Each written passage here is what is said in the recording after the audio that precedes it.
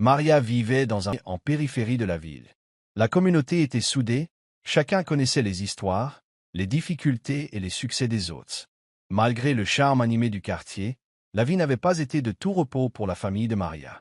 Maria, une jeune femme de 22 ans aux rêves aussi grands que la ville, était la pierre angulaire de son foyer.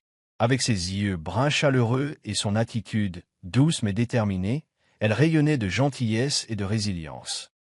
Elle rêvait de devenir médecin, un objectif inspiré par les difficultés de sa mère, décédée des années plus tôt faute de soins médicaux appropriés. Maria s'était juré d'aider un jour des familles comme la sienne, en leur prodiguant les soins et la compassion dont sa mère avait été privée. Cependant, ses rêves se heurtaient souvent à la réalité. Manuel, le père de Maria, avait autrefois possédé une quincaillerie prospère, mais une série de mauvais investissements l'avait laissé criblé de dettes. Le magasin avait été saisi par ses créanciers, et la santé de Manuel commençait à décliner sous le poids de ses échecs. Désormais, la famille survivait grâce aux maigres revenus de Maria, obtenus grâce à des petits boulots dans le quartier, cours particuliers pour enfants, aide à la boulangerie et réparation de vêtements. Le frère cadet de Maria, Miguel, âgé de seulement 12 ans, la considérait à la fois comme une sœur et une figure maternelle, comptant sur son optimisme inébranlable pour traverser les jours difficiles. Malgré les difficultés, Maria est restée inébranlable. Tandis qu'elle luttait pour maintenir sa famille unie, Antonio Castillo planait sur le quartier tel une ombre.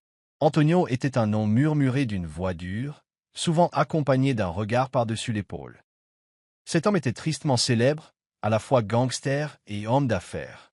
Il contrôlait l'économie souterraine du quartier, prêtant de l'argent aux familles en difficulté et facturant des intérêts exorbitants. Pour certains, il était un sauveur, pour d'autres, le diable en personne.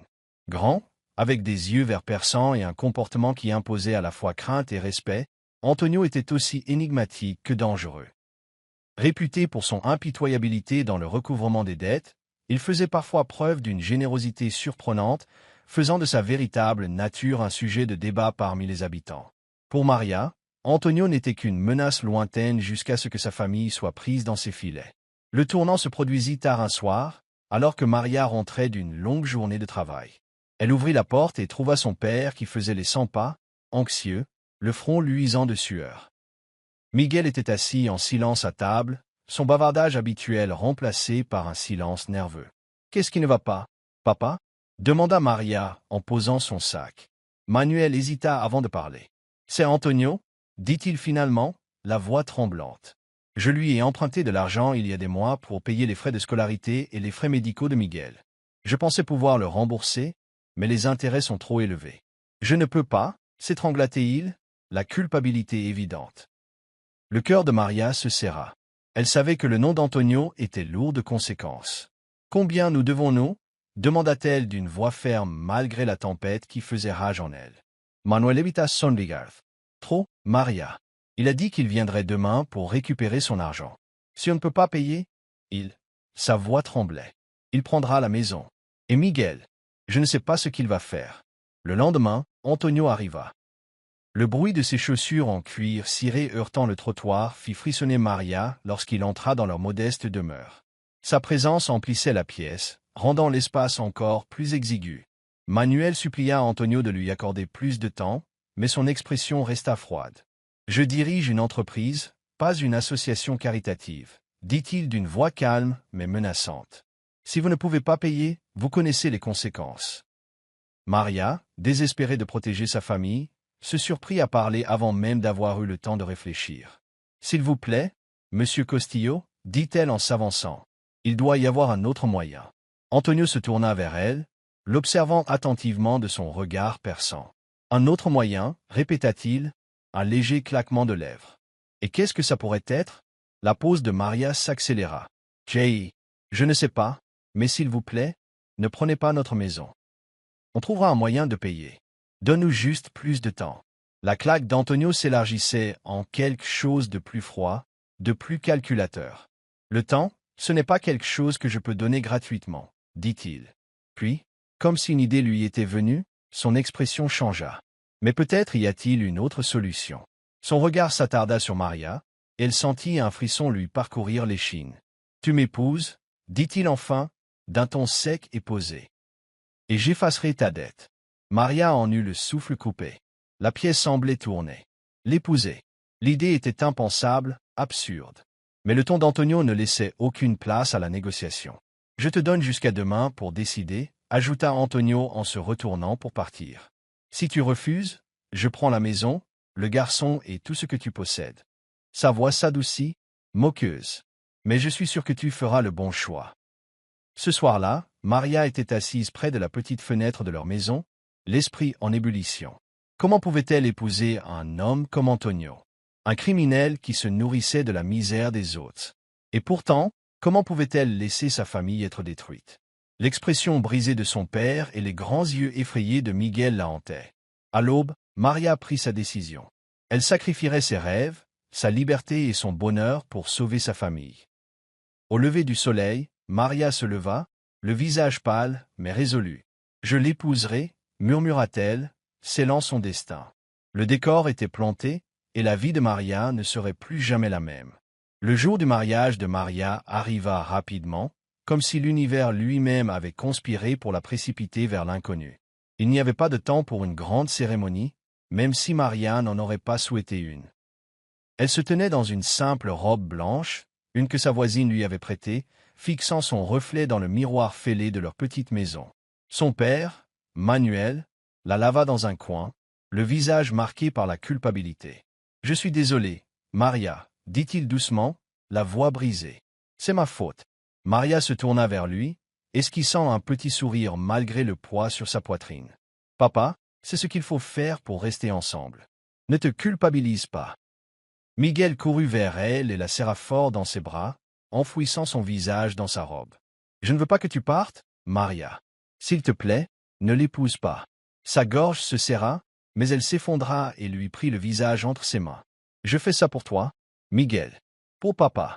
Tout ira bien. » Pourtant, au fond d'elle-même, elle n'était pas sûre de croire ses propres paroles. La cérémonie se déroula dans la somptueuse propriété d'Antonio, contrastant fortement avec le quartier modeste de Maria. Sa demeure se dressait telle une forteresse, gardée par des hommes en costumes sombres, porteurs du pouvoir du gangster.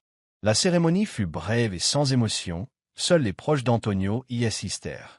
Maria signa les papiers d'une main tremblante, son avenir scellé à l'anx. Antonio, toujours aussi calme, se tenait à ses côtés, vêtu d'un élégant costume noir. Il prononça ses vœux avec la précision qui inspire le respect. Maria, cependant, ressentait chaque mot comme une chaîne l'enfermant dans un monde auquel elle n'appartenait pas. Lorsqu'ils furent déclarés mari et femme, les lèvres d'Antonio effleurèrent sa joue dans un geste froid et calculé. « C'est fait » lui murmura-t-il à l'oreille d'une voix douce et douce. « Bienvenue dans ta nouvelle vie. » La nouvelle réalité de Maria était étouffante. Le manoir d'Antonio était vaste et luxueux, mais sa grandeur ne faisait qu'accentuer son isolement. Les domestiques circulaient silencieusement dans les couloirs, évitant tout contact visuel, et les hommes d'Antonio la traitaient avec un respect distant, comme si elle était un accessoire plutôt qu'une personne. Antonio, quant à lui, était une énigme. Il ne se montra ni cruel ni bienveillant envers Maria durant ses premières semaines. Au lieu de cela, il la lavait, ses yeux verts perçants scrutant constamment ses mouvements. Au repas, il lui posait des questions polies sur sa journée, comme s'ils étaient un couple ordinaire. Pourtant, il y avait une pointe d'ironie dans son attitude, une autorité tranquille qui rappelait à Maria le pouvoir qu'il exerçait. Un soir, Maria osa rompre le silence qui les régnait. Ils étaient assis dans la somptueuse salle à manger, une longue table les séparant. Antonio examinait the documents, at Larkin's Center. « Pourquoi moi ?» demanda Maria d'une voix assurée malgré la nervosité qui la tenaillait. « Tu pourrais avoir n'importe qui. Pourquoi m'obliger à faire ça ?» Antonio posa les papiers et se laissa aller en arrière sur sa chaise, un léger sourire aux lèvres. « Tu m'intrigues, » dit-il simplement. « Tu es forte, loyal, différent des gens avec qui je traite habituellement. » Ses paroles la troublaient. Elle ne voulait pas l'intriguer. Elle voulait être invisible, endurer cet arrangement jusqu'à ce qu'elle trouve une issue. « Et si je ne voulais plus être là ?» insista-t-elle, les mains crispées sous la table. Son sourire s'évanouit. « Tu es ici parce que ta famille avait besoin d'être sauvée ?» dit-il d'un ton plus sec. « Et parce que je ne laisse personne m'abandonner. » Le silence retomba dans la salle, le poids de ses mots pesant entre eux.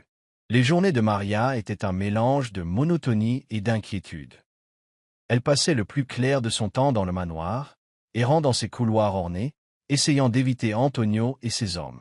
Mais s'échapper était impossible, la maison était gardée comme une forteresse, et les hommes d'Antonio surveillaient ses moindres faits et gestes.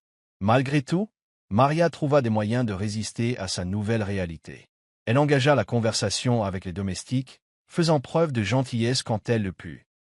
Elle se lia d'amitié avec la sœur cadette d'Antonio, Isabella, une adolescente aux yeux brillants qui idolâtrait son frère aîné mais s'attacha rapidement à Maria. « Antonio est différent avec toi », confia un jour Isabella. « Il est moins dur. » Maria ne savait pas comment réagir. L'apparent radoucissement d'Antonio en sa présence ne changea rien à son sentiment d'enfermement. Une nuit, alors que Maria errait dans le manoir à la recherche d'air, elle tomba sur un bureau où Antonio et ses hommes étaient réunis. Elle s'attarda près de la porte, sa curiosité piquée par leur voix chuchotée. « Cette expédition doit se dérouler sans encombre, » disait Antonio. « Si quelqu'un s'en mêle, tu sais quoi faire. » Maria eut un pincement au cœur. Ces mots confirmèrent ce qu'elle avait toujours soupçonné, l'entreprise d'Antonio reposait sur le crime. Elle recula, le souffle court, et se retira dans sa chambre. Cette prise de conscience la frappa violemment. Elle n'était pas seulement mariée à un homme autoritaire. Elle était liée à un dangereux criminel, et rester avec lui signifiait se mettre en danger, elle et sa famille. Alors que Maria était au lit cette nuit-là, une seule pensée la consumait. Elle devait trouver une issue à cette vie, quel qu'en soit le prix. Cette décision, cependant, la mettrait sur une voie plus dangereuse qu'elle ne l'aurait imaginé. La décision de Maria de fuir sa vie avec Antonio mijotait en elle, mais la réalité de passer à l'acte était plus intimidante qu'elle ne l'aurait imaginé. Le manoir d'Antonio était une cage dorée, et chacun de ses pas était suivi par ses hommes. Pourtant, Maria ne pouvait ignorer le sentiment d'urgence grandissant. Plus elle observait les opérations d'Antonio, plus elle réalisait l'étendue de son influence et à quel point elle était profondément impliquée dans son monde. Maria comprit rapidement que l'empire d'Antonio fonctionnait comme une machine bien huilée. Ses hommes étaient d'une loyauté farouche, et son pouvoir ne résidait pas seulement dans sa richesse ou ses armes, mais aussi dans sa capacité à inspirer le respect par la peur et la ruse. Le manoir était à la fois son sanctuaire et son quartier général. Des réunions se tenaient dans le grand bureau et des appels téléphoniques étaient passés à toute heure pour finaliser les accords. Maria se tenait à l'écart, essayant de rester invisible, mais elle ne pouvait ignorer les bribes de conversation qu'elle entendait. Contrebande, corruption, menaces, l'empire d'Antonio reposait sur le mensonge et la violence. Pourtant, il la traitait avec un étrange mélange de respect et de contrôle. Il ne lui avait jamais fait de mal ni ne l'avait forcé à participer à son travail, mais sa présence lui rappelait constamment qu'elle n'était pas libre. De temps en temps, il essayait d'engager la conversation avec elle pendant le dîner. Il lui posait des questions sur sa famille, ses rêves, ses pensées sur le monde. Maria répondait prudemment, incertaine de ses intentions. Il l'écoutait avec une curiosité sincère, mais elle ne parvenait pas à se défaire du sentiment que tout ce qu'il faisait était calculé. « Tu es différent de tous ceux que j'ai connus », dit Antonio un soir, le regard intense. « La plupart des gens dans mon entourage sont mus par l'avidité ou la peur. Tu es pur. » Maria se raidit à ce mot. Elle ne se sentait pas pure. Elle se sentait piégée, souillée par son association avec ses crimes. « Peut-être que je n'appartiens pas à ton monde, » répondit-elle doucement. Antonio ne répondit pas immédiatement, mais une lueur de regret traversa son visage avant qu'il ne change de sujet. Les journées de Maria se succédaient, mais son amitié naissante avec Isabella, la sœur cadette d'Antonio, devint un rayon de soleil. Isabella n'avait que 16 ans, débordait d'énergie et de curiosité, et admirait la force tranquille de Maria. Elles passaient leurs après-midi ensemble dans le jardin, à parler de livres, de musique et de leurs rêves. Isabella s'est confiée sur son frère, lui racontant des anecdotes sur son enfance et comment il avait endossé le rôle de protecteur après la mort de leurs parents.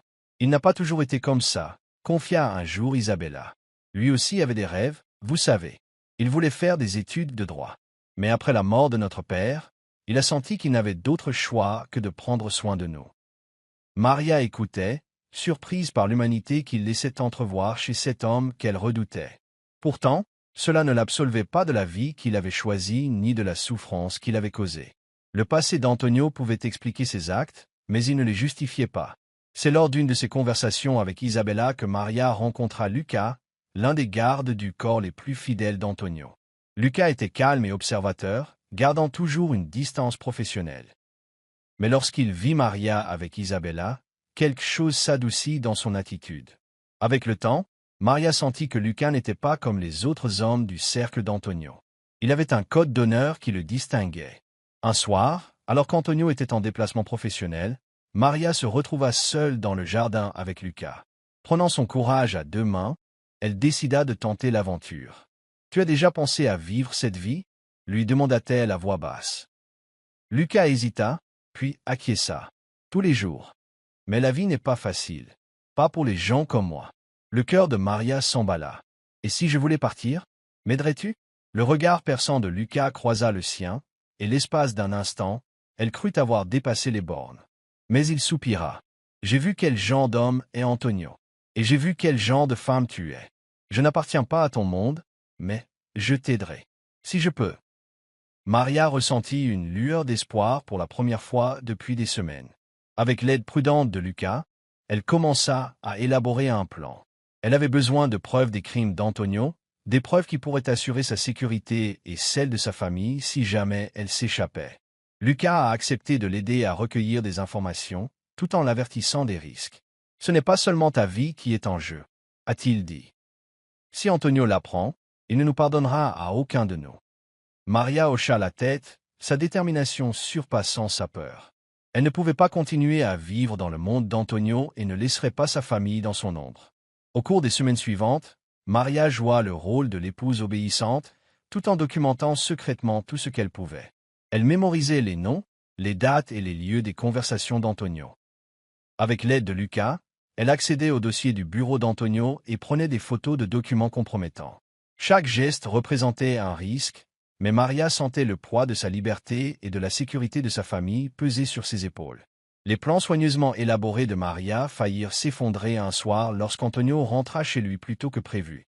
Elle était dans son bureau, photographiant un registre détaillant ses opérations de contrebande. Le bruit de ses pas dans le couloir fit battre son cœur. Elle eut à peine le temps de cacher la caméra qu'il entra dans la pièce. « Que fais-tu ici » demanda Antonio d'une voix calme, mais teintée de suspicion. Maria força un sourire. « Je cherchais quelque chose à lire, » dit-elle en désignant les étagères qui bordaient les murs. « Je ne pensais pas que ça te dérangerait. » Le regard d'Antonio s'attarda sur elle, et pendant un instant terrifiant, elle crut qu'il avait percé à jour son mensonge. Mais il hocha la tête. « Prends ce que tu veux, » dit-il d'un ton plus doux. « Tu n'as pas besoin de demander. » Alors qu'il quittait la pièce, Maria relâcha le souffle qu'elle avait omis de retenir. Ce danger imminent ne fit que renforcer l'urgence de sa mission. Alors que Maria sentait ses progrès, un nouveau danger surgit. Les hommes d'Antonio interceptèrent un message d'un gang rival menaçant de dénoncer ses opérations aux forces de l'ordre. La tension monta au manoir tandis qu'Antonio se préparait à riposter, son comportement devenant de plus en plus froid et impitoyable. Maria découvrit en lui une facette qu'elle n'avait pas encore pleinement perçue. Un homme prêt à détruire quiconque menacerait son empire. Cela la terrifiait, mais cela amoindrissait aussi sa détermination. Elle ne pouvait plus retarder sa fuite.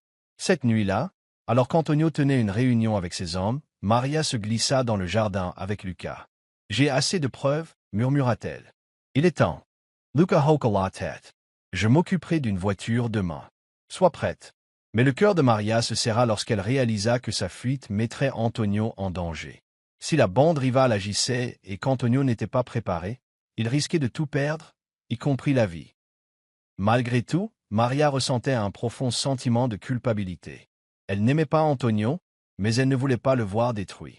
Pourtant, elle ne pouvait pas rester. Sa survie et celle de sa famille devaient passer avant tout. Le lendemain serait l'heure de vérité. Le plan de Maria réussirait-il, ou Antonio découvrirait-il sa trahison avant qu'elle ne puisse s'échapper? Une chose était sûre, sa vie allait basculer à jamais. La nuit précédant l'évasion prévue de Maria, un orage fit rage devant le manor. Hier, des éclairs domaines tandis que la pluie s'abattait sur les fenêtres, reflétant le trouble qui régnait dans le cœur de Maria.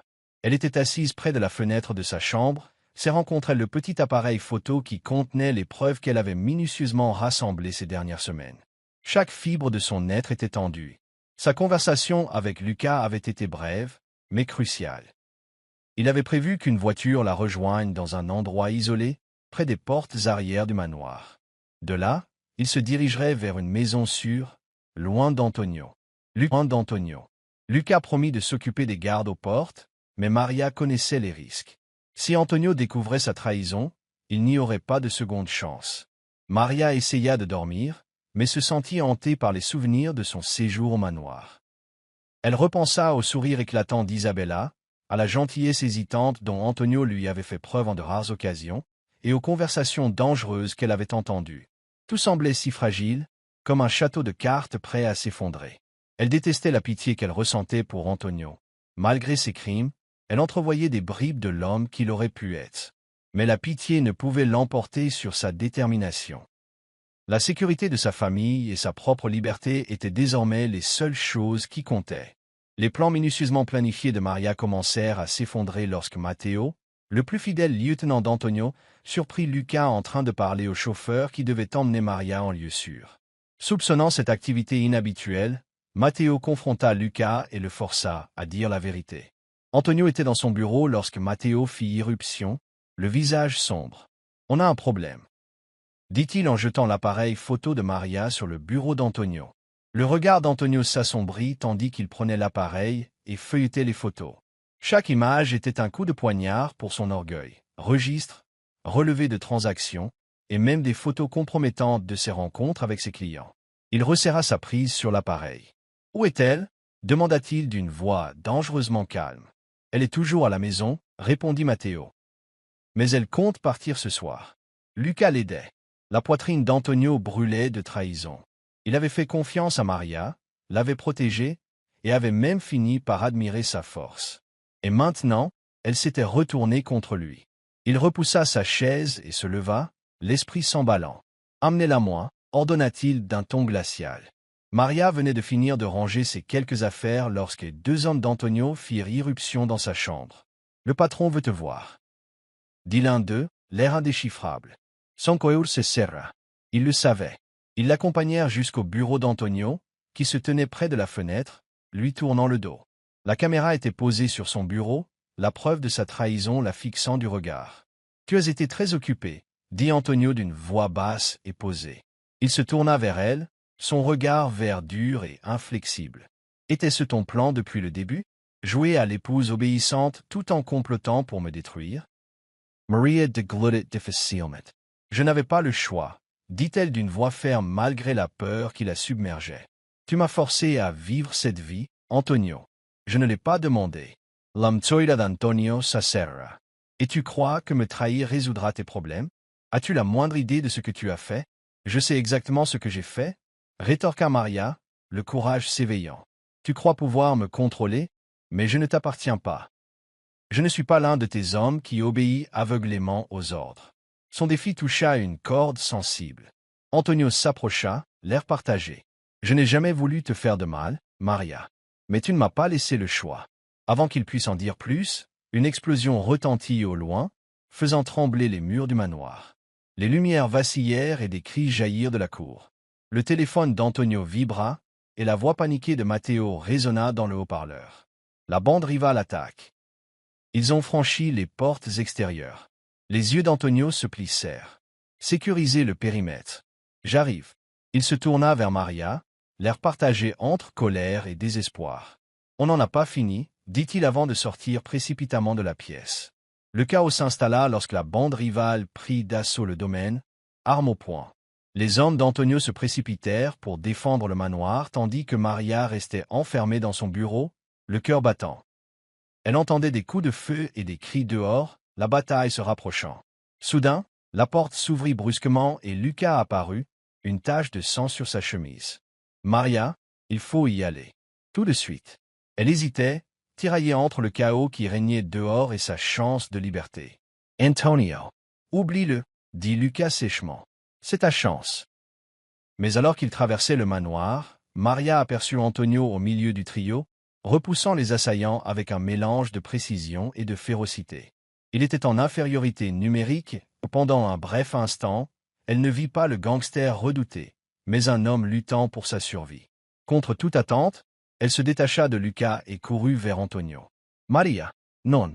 hurla Lucas, mais c'était trop tard. Maria saisit une arme abandonnée et tira sur l'un des agresseurs d'Antonio, le recul de son bras. L'homme tomba et Antonio se retourna, les yeux écarquillés par le choc. « Que fais-tu ici ?» demanda-t-il. « Je t'aide, » répondit-elle d'une voix ferme. Ensemble, ils repoussèrent les assaillants restants, leurs mouvements étrangement synchronisés. Lorsque la bande rivale battit en retraite, la cour était jonchée de débris et de blessés. Alors que la poussière retombait, Antonio se tourna vers Maria, l'air indéchiffrable. « Pourquoi es-tu revenu ?» demanda-t-il doucement.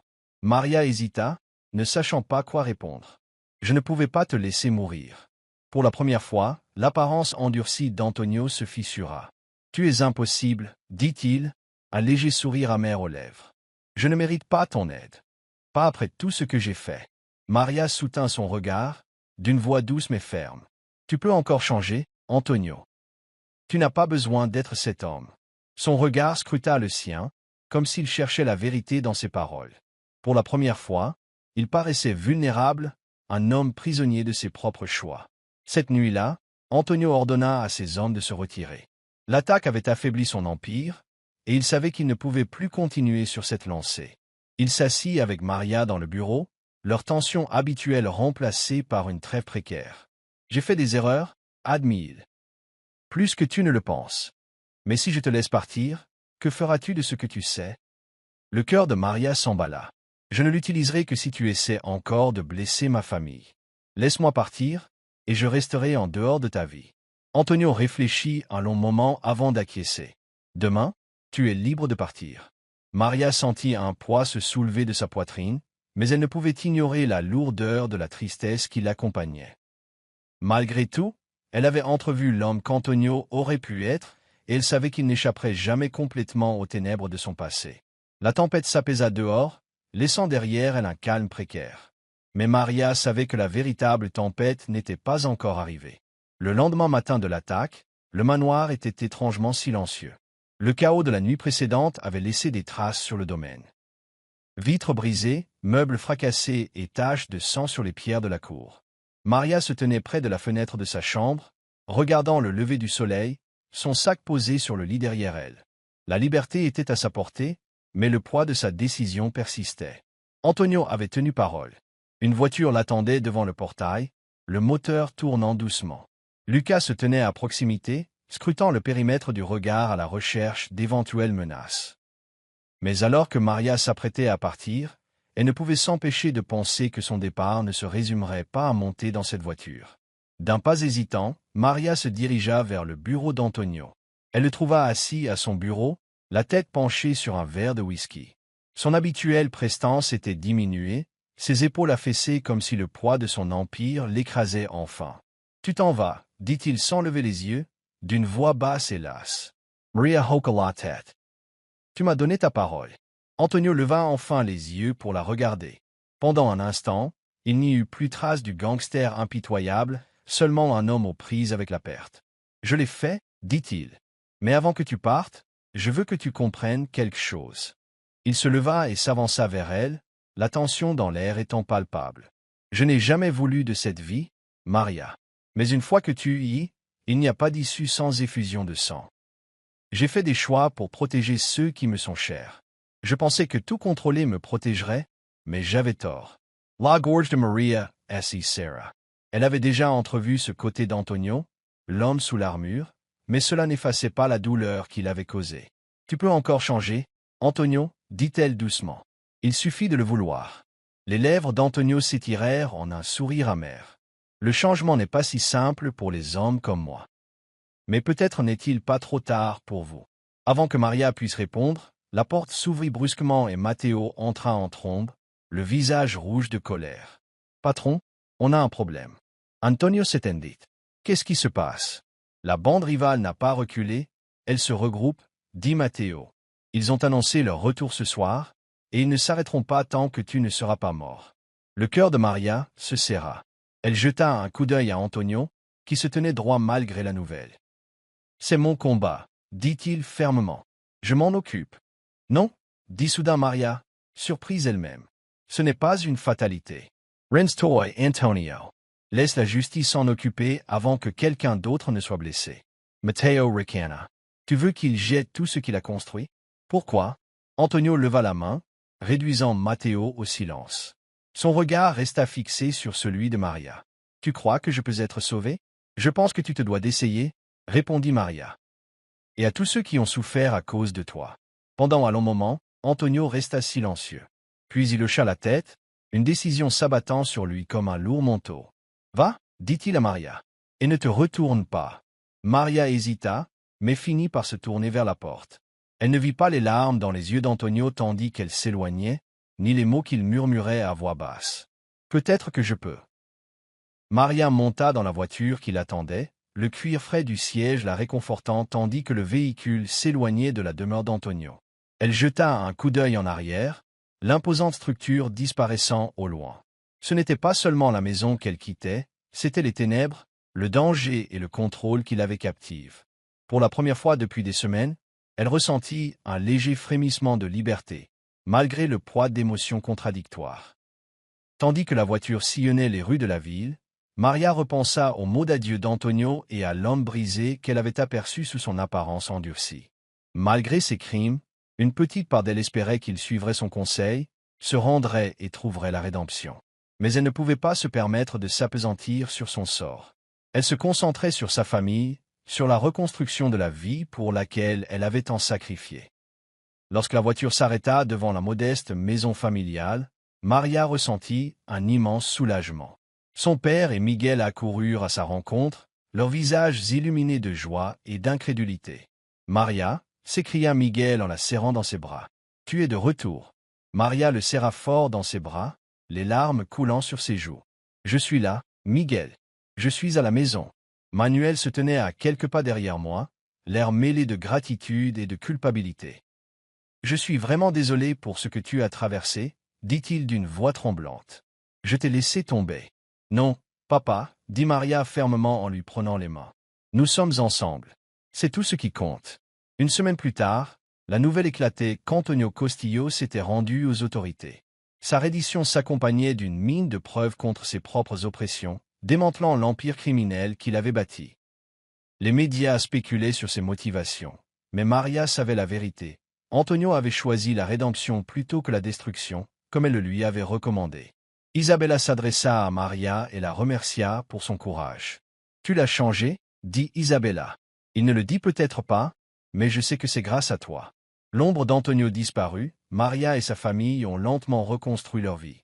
Elle a repris ses études, déterminée à réaliser son rêve de devenir médecin. Bien que les cicatrices de son passé persistaient, Maria les portait comme autant de souvenirs de sa force et de sa résilience. Elle avait survécu aux ténèbres, et désormais, elle était libre de créer sa propre lumière. Merci de votre attention.